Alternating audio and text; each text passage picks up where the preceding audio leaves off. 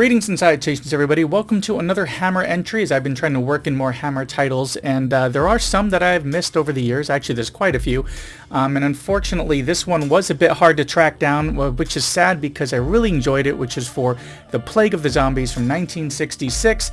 Yes, just a few years before Night of the Living Dead, and supposedly this film played some small inspiration for Romero. But what is this film about, this pre-Romero zombie film? Well, the synopsis is as follows. During a mysterious epidemic in a small Cornish village, the local doctor summons his friend for help. So, a mysterious epidemic, but before we dive in, I did recognize two actors in this one. First one being Romero, who was in perhaps one of my favorite Hammer films, at least my favorite non-horror Hammer film, because it's more a thriller, which is Cash on Demand, which also stars Peter Cushing. Seriously really good. I definitely recommend checking that one out.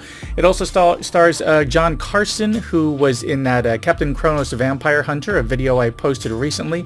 Never really found its audience, but I will link to both Cash on Demand and Captain Kronos at the end of this video, so you can check out those videos if interested. But with this mysterious epidemic, people are dying every month under mysterious circumstances. 12 that year, so one a month, but nobody really knows why. Now, this is a small town, very small. There's no coroner even, so the local doctor can diagnose and treat and kind of assume as best as he can the cause of death, but unless he's permitted by a family member to perform an autopsy, there's nothing more he can do, really. And since he also arrived in town 12 months earlier, that correlation makes some people just really not trust him. So no autopsies on these. But now as his fellow, elder, professor comes into town, they are determined to kind of get to the root of what's happening here.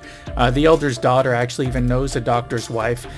So this trip to kind of check in with them and see what's going on is also a reunion of sorts. But more are going missing, ending up dead, and there's even been some kind of strange occurrences being reported. But where did the zombie stuff come in? Well, this one's a bit different in that the zombies are more of the Haitian variety, as there's a link with one character that they'd spent some time in that area, like in Haiti and throughout the Caribbean as well.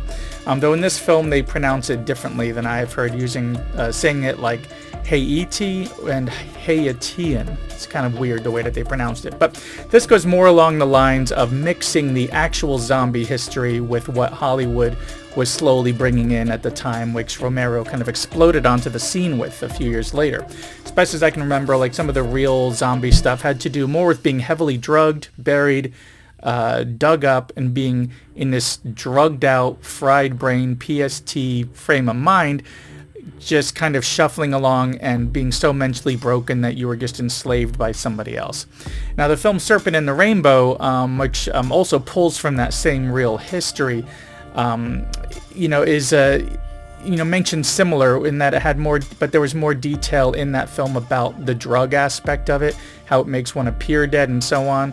I also did a video for that one, so search in the channel for that one if interested. But this one kind of branches out where it's got some similarities in that it has to do with enslaving somebody. But in this one, it's more about you do a spell on somebody and then they're dead instead of using the drug aspect. So you do a spell on them and then you can bury them. So basically you get the person's blood, do a spell, they appear to die, they're buried. That night, one of the ones who cast the spell dig them back up, where the form changes into a more zombie-like appearance like we're used to seeing, more of that gray and green skin, and then they're kind of enslaved by them.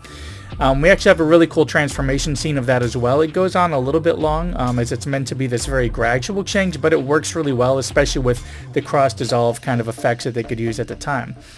And anyways, these doctors are investigating. They even get caught digging up a corpse, only to prove that there was no corpse in there, that these bodies are going missing, and they're able to use that as a way to kind of get local law enforcement to help them out in this investigation. They even are able to get some help from a priest who has some really old occult books, so our elder doctor can kind of read up and get some insights onto what's happening with this situation.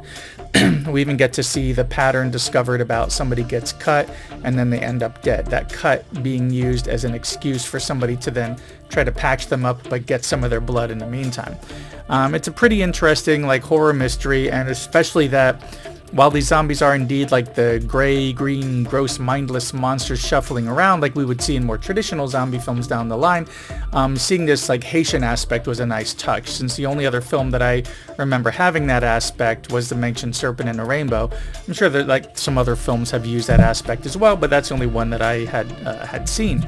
But at any rate, this one did have a kind of rushed ending, nowhere near as bad as that To the Devil a Daughter, which I posted a video for earlier this week, but still it was kind of quick, as the meat of this story is the investigation, what they're trying to uncover. And once they discover what it is, it doesn't really take much for them to kind of put a stop to it, so the ending does feel a little bit abrupt. But this was definitely an interesting one I could see sitting down to watch again one day. That old Hammer style, pre-Romero zombie stuff, more of that Haitian angle to it, and this heavy investigative mystery tone in this horror film, which makes it more than worth checking out. And speaking of checking out, thanks for checking out my latest quick video here for The Plague of the Zombies from 1966. As stated, it's a little hard to track down, as at the time of this video, it's not available streaming anywhere, not even for rental or purchase being paid. You would have to buy it on disc, copies ranging from $17 to $45. So keep a lookout for this title if interested. Anyways, that's all I've got for this one. I am keeping up with the Hammer stuff, some more Dracula films and so on, and I do plan to work in more retro horror outside of those, such as more AIP Corman stuff, maybe some Charles Band stuff. Just a lot of stuff from the 60s, 70s, and 80s especially, as there's a lot from that time period that I really enjoy revisiting or tracking down and sitting down with for the first time. So be sure to hit that thumbs up if you enjoyed, and consider subscribing if not already a subscriber. Check out my back catalog, and also check back every Friday and the occasional Monday, as the almighty algorithm hasn't been putting my stuff on anybody's feed lately, even for subscribers. Very strange. And with that, I will see you in the next one.